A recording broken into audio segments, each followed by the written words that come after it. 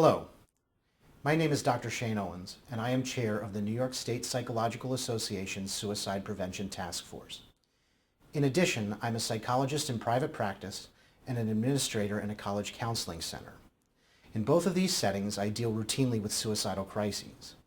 In the next few minutes, I would like to share some information regarding suicide with you in the hope of strengthening your ability to provide the best preventative care to your patients.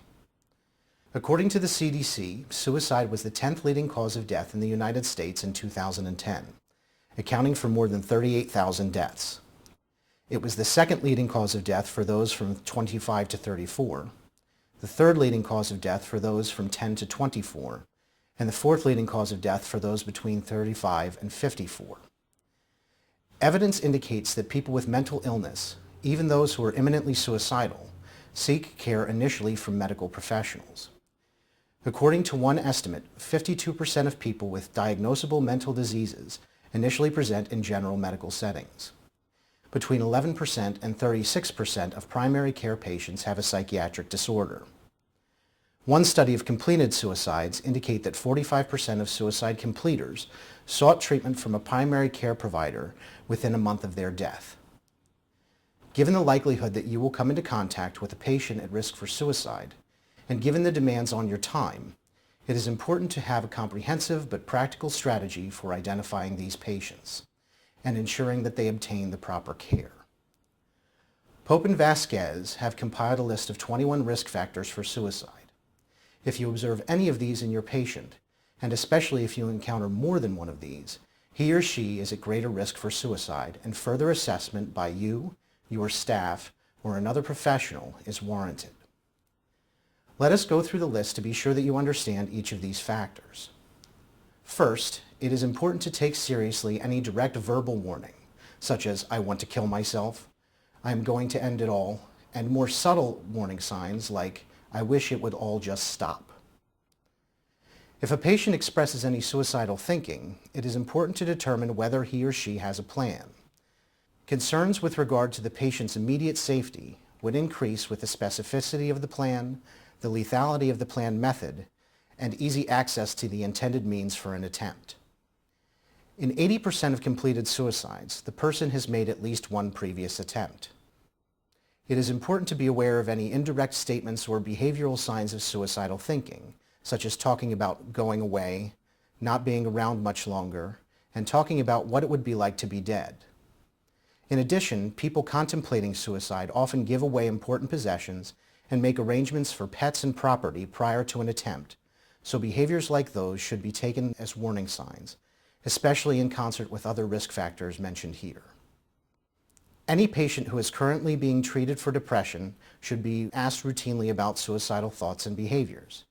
As many as 15% of individuals with depression complete suicide. Hopelessness, a sense that there is nothing that can be done to decrease suffering or to make life more tolerable, is the symptom of depression most closely associated with suicide.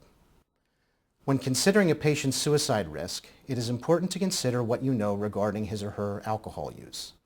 Alcohol is a contributing factor in as many as 1/3 of completed suicides. Up to 90% of suicide completers have a diagnosable mental illness, including anxiety disorders, bipolar disorder, schizophrenia, and borderline personality disorder. Patients with a history of any mental illness should be considered at greater risk for suicide. Sex plays a role in rates of suicide attempts and completed suicides. Women attempt suicide 3 times more than men. However, men are 4 times more likely to complete suicide due to the fact that they use more lethal means.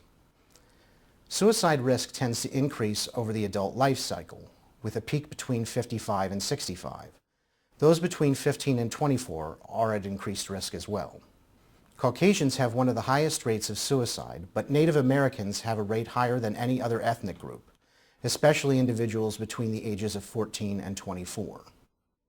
With regard to religion, rates are higher among those who practice Protestant religions than those who practice Judaism or Catholicism. Conversely, a strong connection to religion or a religious organization tends to be a protective factor. Those who live alone are at higher risk. Lower rates are seen in those who live with spouses, and having children further reduces suicide risk. Those who are grieving are at higher risk. especially if the patient has lost his or her mother within the last 3 years or his or her father within the last 5 years. Unemployment is a significant risk factor, as are physical illnesses, especially those that cause pain. Those who are generally impulsive are at greater risk.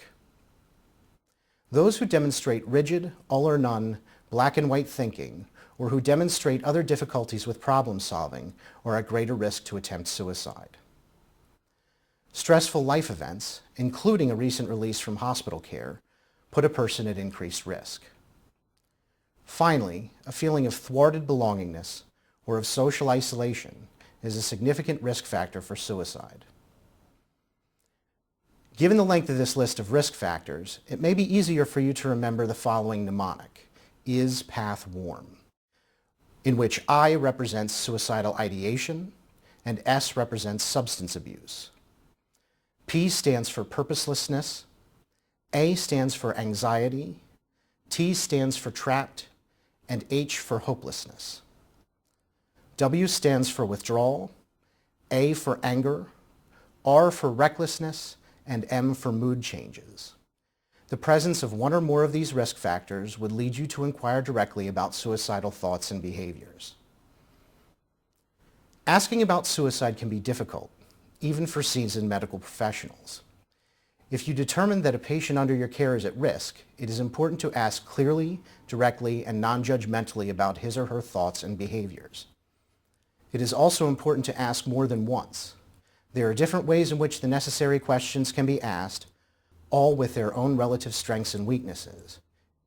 It is important for you to choose the language and approach that best fits your style and with which you are most comfortable.